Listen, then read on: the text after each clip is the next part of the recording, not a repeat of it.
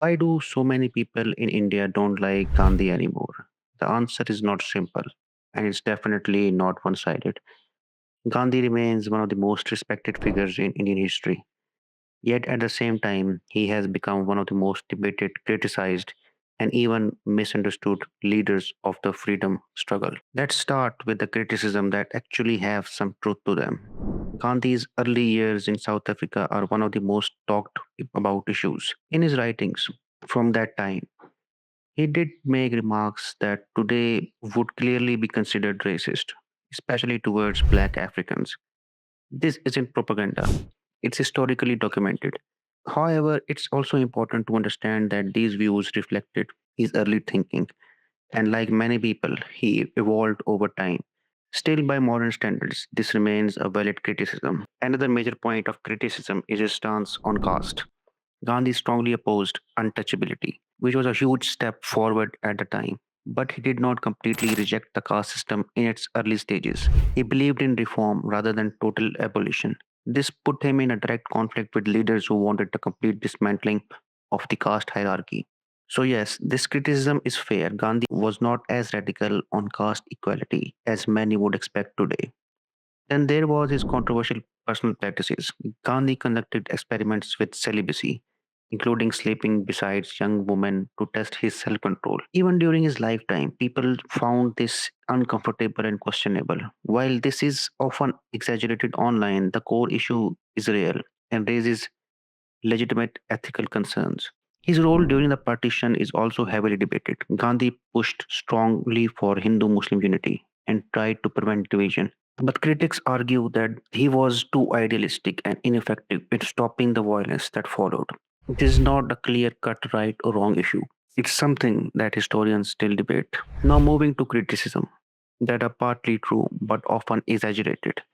One common claim is that Gandhi delayed India's independence by insisting on non-violence instead of armed struggle.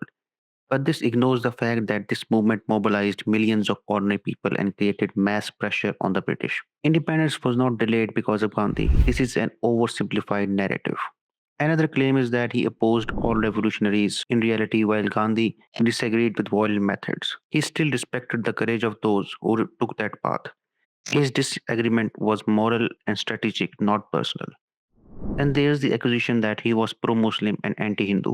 This is largely a product of modern political narratives. Gandhi stood for unity and consistently defended minority rights. In today's polarized environment, that stance is often reframed as bias, even though historically it was rooted in his broader vision of harmony. Finally, there are claims that are simply false or heavily distorted. Gandhi did not cause partition. The division of India was the result of multiple complex factors: British policies, rising communal tensions, and political decisions by various leaders.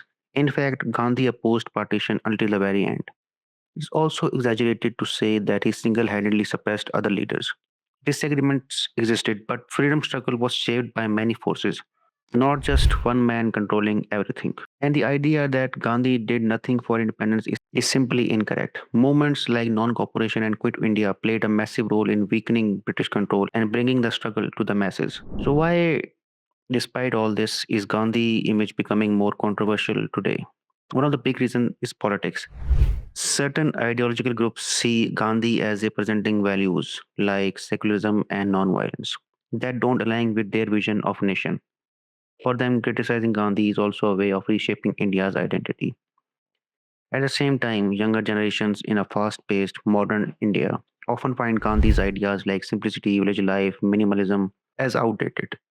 In a world driven by technology, ambition, and global success, his philosophy can feel disconnected from reality. There is also the influence of social media. Many people today form opinions about Gandhi without actually reading his work. His writing spans thousands of pages, yet most opinions are based on short clips, selective quotes, or outright misinformation. And then there is a deeper psychological factor. Gandhi represents a moral standard that is extremely difficult to live up to. Truth, non-violence, self-discipline, sacrifice. For many, instead of engaging with that standard, it becomes easier to reject or criticize it. But here's the bigger picture. The freedom struggle was not the work of one type of leader. It was a combination of different approaches. On one hand, there were revolutionaries who challenged British rule with direct action. On the other hand, there were leaders who built the foundation of a nation. Ideas like democracy, rights, unity, and nonviolence. Without the revolutionaries, political freedom may not have come. But without leaders who shaped the vision of the country, the freedom might not have survived. In fact, one of Gandhi's biggest contributions was something people often overlook. He turned the freedom struggle into a mass movement. Before him, nationalism was limited to elites and small groups. After him, it became a people's movement involving millions across regions, religion, and classes. He also became one of the very few leaders whose appeal went beyond region, language, or community. At a time when most leaders had influence in limited areas, Gandhi was a truly national figure. And perhaps his most lasting legacy is this. Despite all the diversity, tension, and challenges, the Indian subcontinent did not completely fragmented into dozens of nations. The idea of a unified political identity survived, and Gandhi played a major role in shaping that vision. While his legacy is debated within India, the rest of the world continues to revere him, to respect him. Leaders across the globe have drawn inspiration from his philosophy of nonviolence and civil resistance. This creates a strange contrast. At home, he is questioned, abroad, he is celebrated. In the end, Gandhi is not a perfect figure. He had flaws, contradictions, and made decisions that can be criticized. But reducing him to either a saint or a villain misses the point.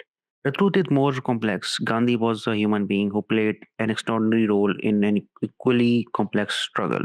That's why the debate around him continues. Because understanding Gandhi is not just about understanding one man, but about understanding the kind of nation people believe India should be.